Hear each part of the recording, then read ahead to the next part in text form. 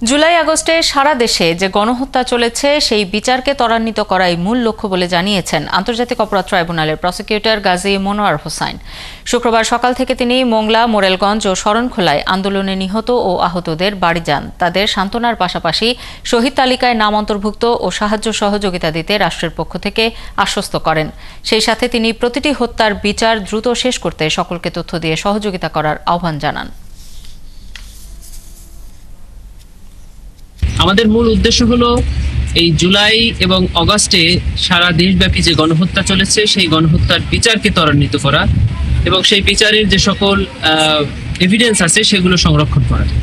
আমরা ইতিমধ্যে আইন মন্ত্রণালয়ের পক্ষ থেকে সারা বাংলাদেশের ডিসিদেরকে একটি চিঠি পাঠিয়েছি যে যার কাছে এই বৈষম্য বিরোধী ছাত্র আন্দোলনের যে সকল তথ্য আছে সবকিছু যেন আমাদের আন্তর্জাতিক অপরাধ ট্রাইব্যুনালের প্রসিকিউশনের এবং তদন্ত সংস্থা বরাবর তারা প্রেরণ করে।